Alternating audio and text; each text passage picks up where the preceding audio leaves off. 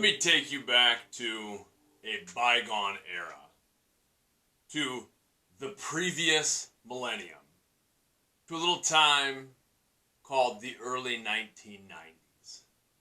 This was a time when I, as a young man, might have walked over to the telephone, the singular telephone that was in our house, that had a cord attached to it, that went into the wall, and I would grab that phone. I would dial in a series of numbers that I remembered in my own brain to call up a buddy of mine, and the phone would ring. If the buddy didn't answer, I just didn't talk to that person then. I would have to see them at a different time. Then I would grab my generic Walkman, pop in a cassette tape full of songs that I had recorded off the radio, which when the DJ would announce the song that was going to be played before the song, that was the best. Because I could prepare. I was ready then to hit the record button. When they didn't do that, you just kind of had to wait, and as the song came up, you'd miss maybe the first couple beats. Hit the record, pop in the cassette tape, into the generic Walkman, put the headphones on with the cord, hopefully fresh batteries for a very limited amount of playing time, go out on my bike and just be out in the world, hopefully finding other kids to play with. Because that was just a thing that happened. And my parents were like the involved protective parents, and I was still just running around with other elementary age kids doing whatever, potentially getting injured with really no way to contact anyone. I joke about that because technology and communication has changed so much since I was a kid. And it's really not to be like nostalgic or think, oh, those were better days, or to hate on contemporary technology. I don't dislike contemporary technology. These things right here, cell phones, these rectangles that we carry in our pocket are pretty amazing. And when I hear people from my generation or the previous generation coming down about kids today, always on their cell phones, things like that, I kind of think, like, really?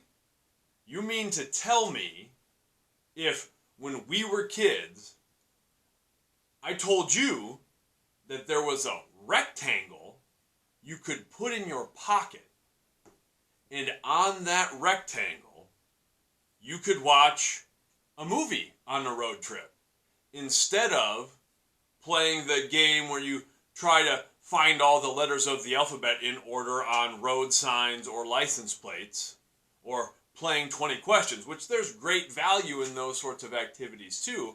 But if I told you that I could give you a rectangle in your pocket, and on that rectangle you could watch a movie, I'm guessing all of us would have been pretty psyched. You might even say, a movie? That sounds great. What movie? And I would say, any movie. All the movies. Every movie ever made can be brought up on this rectangle. Well, what about songs? Funny that you should mention it. You can also listen to all the songs.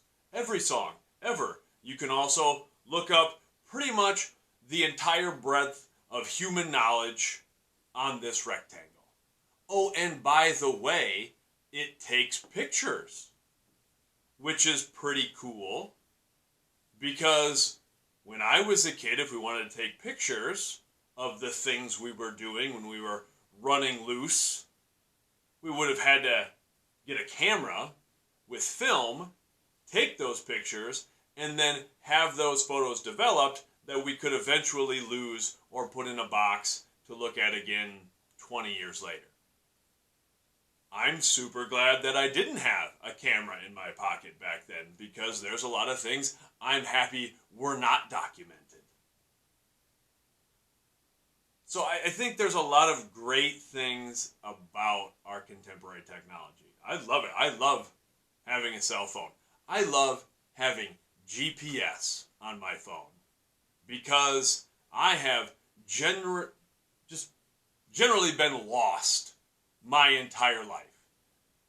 I have very little sense of direction. If I can't see everything in my surroundings, I pretty much have no idea. And I'm talking, I'll be the guy who, they take me into the back room at the doctor's office and I come out of the hallway and I have no idea whether I'm supposed to go left or right. I just ask now. I've come to terms with it. But it makes traveling so much easier where I can just put in directions. I like being able to look up information. I like being able to listen to all sorts of music and podcasts and being able to learn whatever I want. This is an amazing device. But it has drastically changed the way we communicate. And that is something that does concern me. As someone who cares about you, cares about my students, my athletes, cares about my own kids, I do have concerns about the way technology impacts our communication and our mental health. That's what we're talking about this week. This is Family Time 129. We're talking about technology, communication, and mental health. Technology has certainly changed the way we communicate. And it's not all bad. There are a lot of great things that improve our communication, that enhance our connectedness because of technology. I love that I can communicate with my friends who live all over the country. I love that I can have something as simple as a group chat and I can send a message to 10 different people who all live in different places, and we can all have a conversation together. And even just send funny little one-line things. That's great. And I think that connection is valuable. I like that I can set up on my computer, have a video conference with different people just for fun, to get online and play games, to do those sorts of things. I think that is great. I also like being able to scroll through social media and find different information, be exposed to different things I wouldn't normally be, to find different topics that I want to study and want to learn more about. That's great. But I'm concerned about some of the other things, some of the impact on mental health. And we know there is so much evidence about the potentially negative impact that contemporary technology and social media can have on mental health. That concerns me. I'm very concerned about mental health in general, especially the mental health of the young people with whom I work. And I don't think this is something that just impacts young people. It's something we've looked at a lot, how it impacts young people. But there are certainly dangerous things that impact our mental health for older generations as well. One need look no farther than Facebook. Most young people aren't spending a ton of time on Facebook. And if you go through Facebook, it's a lot of negativity, and it's a lot of opposing sides and political views and people posting things sort of antagonizing other people. That's not good for our mental health. And again, there's very positive things about something like Facebook too, to be able to see friends that we don't live near, or just check in with other people. The birthday thing, that's great on Facebook. You get the little, hey, it's so-and-so's birthday. You can send them a little birthday message. There's value in those things, but there's also concerns. And something that I see that concerns me is sort of this weird inversion of the internal and the external. I see students a lot of times I see you get locked into your own little world. You kind of have blinders on. Not everybody, not all the time. I just see this happen to people, and it happens to older people as well. But I see people get locked into this little bubble of whatever they've got scrolling on their social media, and they're here locked on their phones in public settings. Even at the end of class, when you grab your cell phones again, you're sitting around a table. Instead of having a conversation with the people around you, locked into this device. And again, I'm not disparaging the device or the technology or the apps and different things on it, but it is an interesting thing that happens where we get this tunnel vision. We get locked in, and sometimes I see people act with a lack of empathy because we're not making one-to-one personal connections. We get a little locked into this catered world. And it is a catered world. The images we see on social media, we're only seeing a glimpse of certain things. We're seeing a glimpse of people, and we're not seeing the whole story. And I see, on the flip side of that, it's the same issue, but we get locked into our own little world, and in that world, we're often the victim of comparison. It's death by comparison, because we wind up comparing ourselves to all these people that we see on TikTok, Instagram, whatever, and we feel we need to keep up with things, and we have the fear of missing out when we're not connecting with our friends, and we're not able to get a lot of separation from those things. We live in a society now where we don't need to have any quiet time, where we can constantly have something playing in an earbud. We can constantly be looking at something. We don't have to have moments of boredom, of quiet. And there's a lot that comes from that, of letting our minds wander and letting us process some things. And I think it also gives us a false narrative sometimes that we have to try to fit into these little boxes that we might see on social media. And things are kind of backwards. I think more often than not, it's important for us to look inside for the real answers, to the real truths, the things that we're really passionate about. That the most important answers are within. If we spend some time really reflecting, if we give ourselves a little quiet time, we can actually figure out what's best for us, what we really need, what we really desire, what our passions, our dreams, our hopes, our goals are. But we don't sometimes gift that to ourselves. And when I see people get stuck into that loop of technology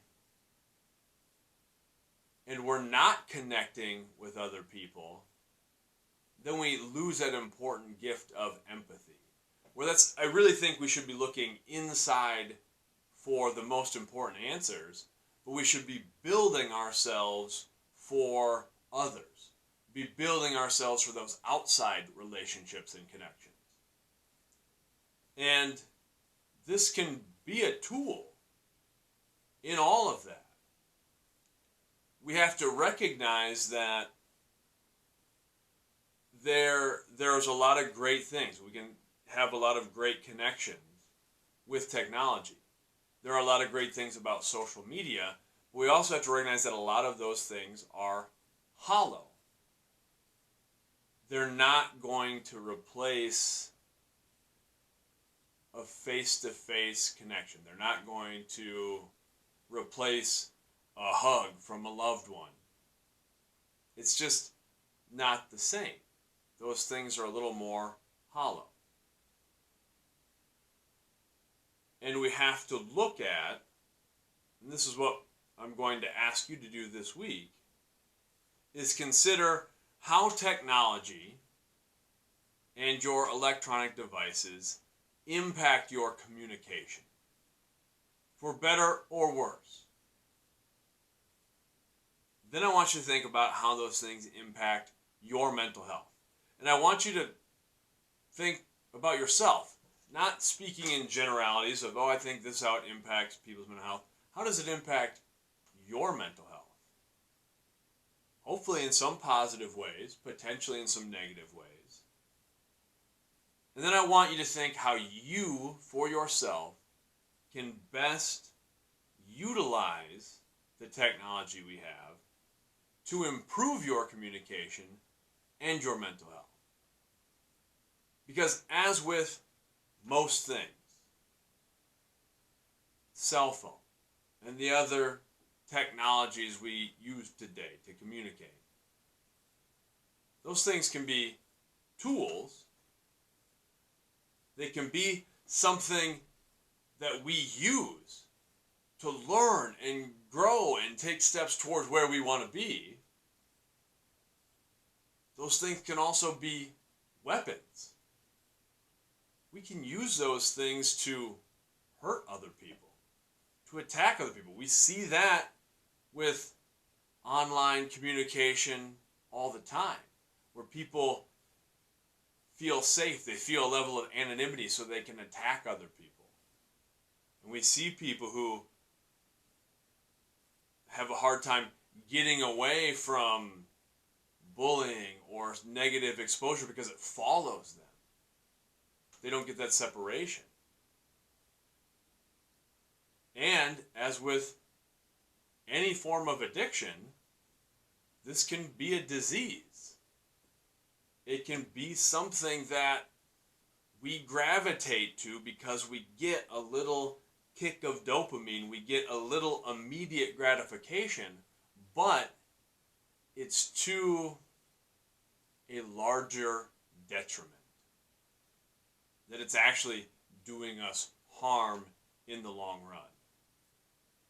Most things are that way. They can be a tool, they can be a weapon, they can be a disease. I don't expect to solve all of our problems, how we interact with these things, and that's one of the things. This technology, this form of communication is so new in terms of the breadth of human history. We don't really fully understand the long-term effects of this, of generations growing up only knowing, or not only knowing, but having this form of communication always available. So we have to learn. I don't think these things are going away. I don't think computers and cell phones are a fad. They're going to fade away. I think we have to learn how we can best use them, how they can be tools for us. There's a lot of rambling today, but this is something that concerns me. as someone who cares about you. And I want you to have, I want your mental health to be in a good place. I want your physical health to be in a good place. I want you to accomplish and achieve the things you want from life. And we can use technology to help with that. But we have to understand how it impacts us. We have to learn to manage it. Much love.